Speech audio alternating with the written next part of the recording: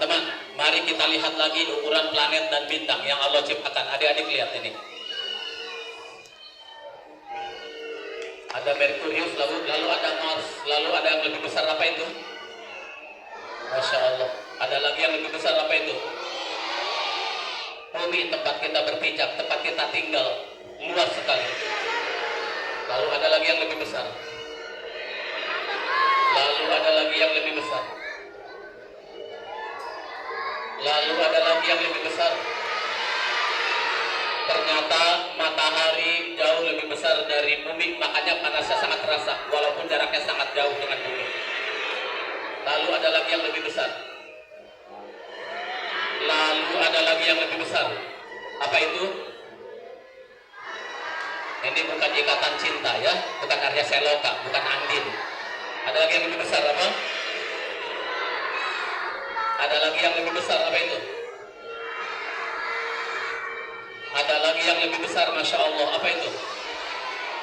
Dan ini dia bintang yang paling besar yang Allah ciptakan. Bintang ini besarnya ribuan kali lebih besar dari matahari dan ratusan ribu kali lebih besar dari bumi. Berarti ukurannya sangat besar sekali. Matahari aja sangat besar, ini ukurannya ribuan kali lebih besar dari matahari. Adik-adik lihat. Kita bayangkan bagaimana ukurannya, gunakan rumus matematika. Andai saja adik-adik naik pesawat dengan kecepatan 1000 km per jam, lalu pesawat ini melintasi permukaan bintang ini, maka kita butuh waktu lebih dari 851 tahun untuk sekali saja mengelilinginya. Berarti adik-adik, bintang ini sangat besar sekali. Kalau begitu, kita ini kecil banget di hadapan Allah, kita ini nggak ada apa-apanya di hadapan Allah, kita ini lemah di hadapan Allah, nggak ada apa-apanya, seperti debu. Maka nggak boleh sombong kepada Allah, kepada makhluk. Lihat teman-teman, ini matahari, ini bumi. Kenapa matahari terlihat kecil? Kenapa terlihat kecil? Karena jaraknya sangat jauh sehingga terlihat kecil. Padahal matahari lebih besar daripada bumi.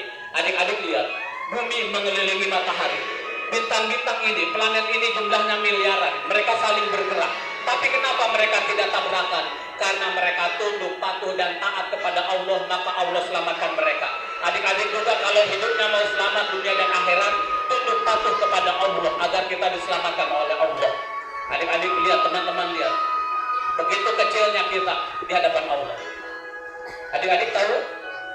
Dari matahari ke bintang terdekat, namanya bintang Alpha Centauri. Bintang terdekat dari matahari ke bintang terdekat jaraknya adalah, kalau ada pesawat dengan kecepatan 28.000 km per jam, berarti pesawat ini melesat sangat cepat. Dengan sangat cepat melesat, maka dibutuhkan waktu lebih dari 8.422 tahun untuk sampai ke bintang terdekat itu.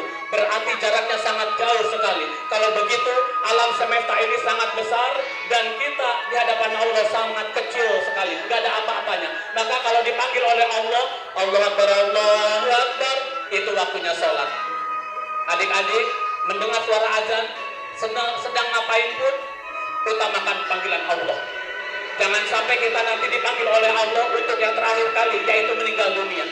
Udah nggak ada punya kesempatan untuk sholat lagi, nggak punya kesempatan berbuat baik lagi. Adik-adik lihat, kalau adik-adik ke pinggir pantai, ambil 1 sendok pasir di pantai, 1 sendok itu nggak bisa kita hitung. Apalagi 1 mangkok, apalagi 1 pantai, apalagi jutaan pantai yang ada di dunia. Kita ini lemah. Adik-adik lihat nanti malam di atas ada bintang-bintang. Bintang-bintang itu gak bisa kita hitung. Kita ini lemah di hadapan Allah. Kita ini bodoh, gak ada apa-apanya di hadapan Allah. Siapa yang mulia? Yang paling mulia adalah inna akramakum indallahi atqakum. Yang paling mulia di sisi Allah adalah yang paling takwa. Bukan yang paling keren menurut manusia, bukan yang paling kaya raya, bukan yang paling tinggi jabatannya, bukan yang hebat menurut manusia, tapi yang paling mulia di sisi Allah. Teman-teman, adik-adik lihat. A'udzu billahi minasyaitonir rajim. Bismillahirrahmanirrahim. Idza zulzilatil ardu zilzalaha. Ketika itu Allah guncangkan bumi dengan guncangan yang amat dahsyat. Lalu air laut tumpah ke daratan. Gunung-gunung bertabrakan. Planet-planet berterbangan. Saat itu hancur sehancur-hancurnya. Adik-adik tahu, itu namanya hari apa saat itu? Hari kiamat. Rukun iman keberapa percaya kepada hari kiamat? Rukun iman ke kelima. Ponakan Katoib nonton ini dia nangis. Kenapa nangis? Teringat hari kiamat akan terjadi. Saat hari kiamat terjadi, orang-orang menyesal, orang-orang menangis, orang-orang kaget, orang-orang terbelalak matanya. Kenapa? Karena baru sadar bahwa kiamat memang pasti ada. Saat orang-orang lain ketakutan, saat orang-orang penuh penyesalan, ternyata ada orang-orang yang diistimewakan oleh Allah saat itu. Siapa mereka? Ternyata mereka adalah para pencinta Al-Quran. Mereka adalah yang hari ini belajar Al-Quran, lalu diamalkan, diajarkan ke orang lain.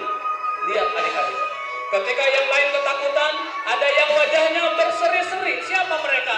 Mereka yang terkena wudhu, yang terjaga sholatnya. Mereka adalah orang-orang yang bertakwa kepada Allah. Inna lil muttaqina mafaza. Sesungguhnya untuk orang-orang yang bertakwa adalah keberuntungan. Wal asri innal insana lafi khusrin illa alladziina aamanu wa 'amilus sholihati wa tawassaw bil haqqi wa tawassaw bis sabr. Sadaqallahul azim. Sesungguhnya dan demi waktu, sesungguhnya semua manusia berada dalam kerugian kecuali mereka yang beramal soleh dan beriman dan beramal soleh, saling menasihati di dalam kebenaran dan kesabaran. Kata Rasulullah apa?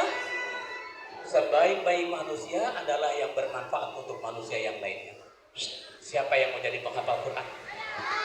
Kalau adik-adik bilang saya, lalu ternyata umur kita tinggal seminggu lagi. Begitu adik-adik meninggal dunia, tapi hari ini udah punya niat jadi penghafal Quran, begitu meninggalnya dalam keadaan derajat para penghafal Quran, karena hari ini adik-adik udah punya niat jadi penghafal Quran. Maka adik-adik hari ini niat pengen jadi penghafal Quran, niat umroh, niat haji, niat melaksanakan rukun Islam, dan niat yakini rukun iman. Siap ya? Baik, kita akan lihat satu tayangan seorang anak